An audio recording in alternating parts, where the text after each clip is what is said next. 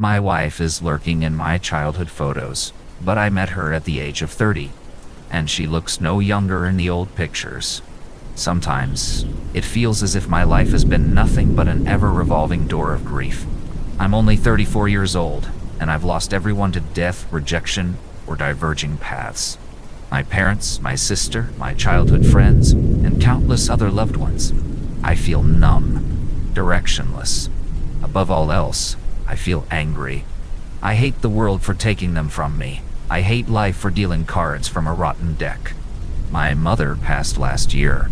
She'd been fighting a lengthy battle with dementia since 2019. I didn't cry when she died. I had nothing left in the tank. I'd already endured small, painful pinches of grief over the years. I grieved whenever she lost a piece of herself. I grieved for every one of us that she forgot, whilst there were still those of us left to forget. Those 4 years fragmented me. Mom and I were so close, and it broke my heart to see her very soul disintegrate. She was my only remaining family. My dad and my sister died when I was young, and slowly, everyone else vanished too. I can't explain it, but in spite of her deterioration, I think Mom held on to life for me. I worry, Brennan, my mother hazily said. You're safe, Mom, I said. You don't need to. No, I worry about Brennan, she interjected in a fluster. I'm Brennan, Mom, and I'm fine, I said, sighing. I worry, she absent-mindedly whispered. When my mother died in February 2023, I was left with one person in the entire world, Olivia Dyer. I counted my blessings to have a darling wife who would always be by my side, until I realized how terribly true that might be. Whilst I was clearing out my mother's attic, I found a box of photo albums, dust-coated antiques that I'd never seen before. Too many painful memories, perhaps, but a tinge of warmth spread through my body as I eagerly flicked through the pages. A fuzzy, forgotten feeling. I remembered being happy as a child. I was surrounded by family and friends. I lovingly tore through the pages, and I was moments away from shouting for my wife to come up to the attic. But then I noticed something bizarre. Olivia was standing in the back of a photo. It was a picture of a day at the zoo with my parents and my sister. Through metal bars at the opposite side of the lion enclosure, I could see my wife standing there, someone I didn't know as a child. But it was her. There was no doubt about that. Distinctive black hair, fair complexion, and petite physique. She wore a thin, knowing smile that seemed unbefitting of her, or any version of Olivia that I'd seen before. My stomach gurgled nervously, but I smiled and laughed it off. Uncanny, I whispered to myself. Obviously, it couldn't have been her, I told myself. We're the same age, and she would have been a child at the time. It's just a doppelganger. I carried on flicking through the pages, and then a lump formed at the surface of my throat. My wife appeared again. This time, it was a photo of our family's Christmas gathering in a restaurant. And outside the window, beneath a smoking shelter, a solitary figure stood and watched us. It was Olivia, or woman who, yet again, looked identical to my 33-year-old wife. Once is nothing, twice is a coincidence, I muttered uncertainly. I frantically tore through the photo album, as sweat collected in thick, icy trails on my colorless cheeks. Olivia was in every photo, and she looked no different from the present day. The same woman, always lurking somewhere in the background, discreetly watching, ever wearing that foul grin. My heart thumped fitfully. This was no longer an oddity, a funny peculiarity. It was unsettling enough to see evidence of a person stalking my family, but a person who hadn't aged in 33 years. It was sinister. It defied everything my logical brain knew to be true. I found myself trembling in terror and clawing at my hair. I had stopped turning pages. After seeing my wife skulking in dozens of pictures, I hadn't the stomach to continue.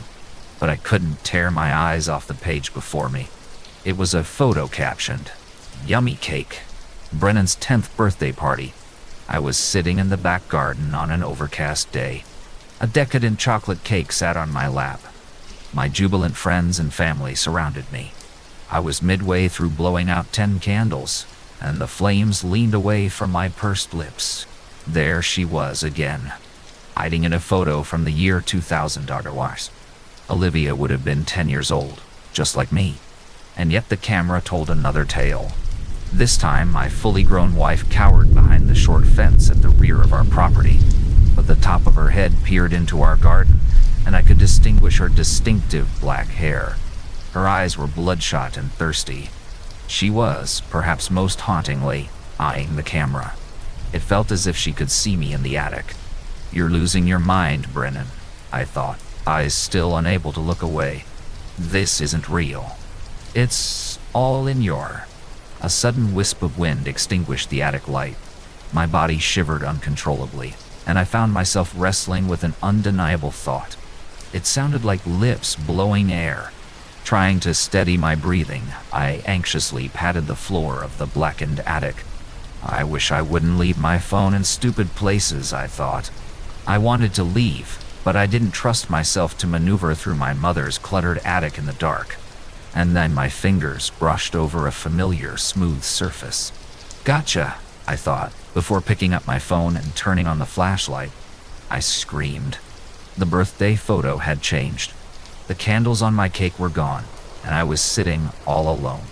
No family. No friends. Nobody. Not even Olivia died. I stumbled to my feet and dropped the book. The floorboards moaned as I shifted my weight backwards. I had to get far from that cursed book. That cursed attic. I twisted to run for the attic door, but I didn't move beyond that first step. My torchlight illuminated something horrifying. Poking her head through the attic opening, Olivia smiled at me. Her eyes mirrored those in the numerous photographs I had just seen. Her pupils seemed darker, wider. Red veins painted the corners, and her eyes rippled ever so slightly, as if they were not really eyes at all. I don't know what happened to the woman I married, but that wasn't who eyed me from the attic door. She was a horror. Some rabid mouse that had soundlessly slithered up the stairs and the ladder. My wife giggled. "I'll eat you from the inside out." And then the woman plummeted through the attic door, disappearing from sight. Thinking only of escaping, I lunged for the open door. But something seized my ankle, chaining me to the attic. I spun to face my shackle, and my mouth parted in wordless terror.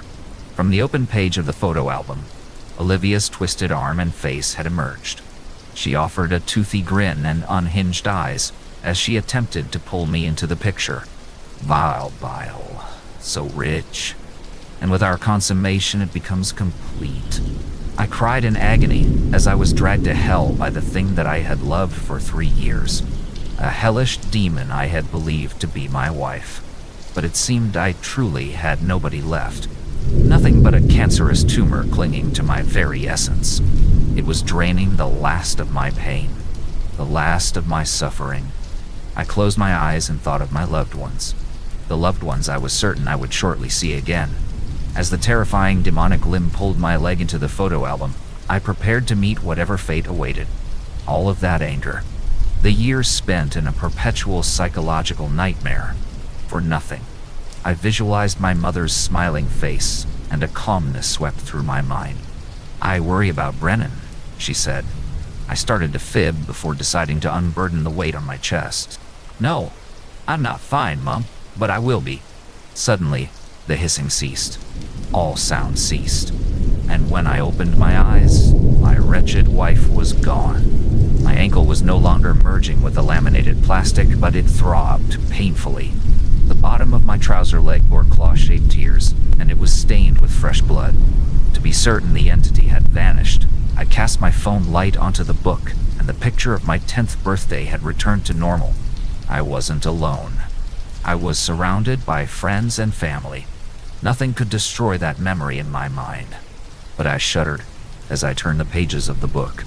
My smiling wife was still lurking in the photographs. I fled the house, and I haven't looked back. It's been a year, and I don't fear the memories anymore. I'm moving forwards. I'm learning to love again. I'm learning to open myself to new people and new memories. But I still fear loss. After all, that horrifying woman waits for me. I know she does. I fear the day that I notice her in a new photo.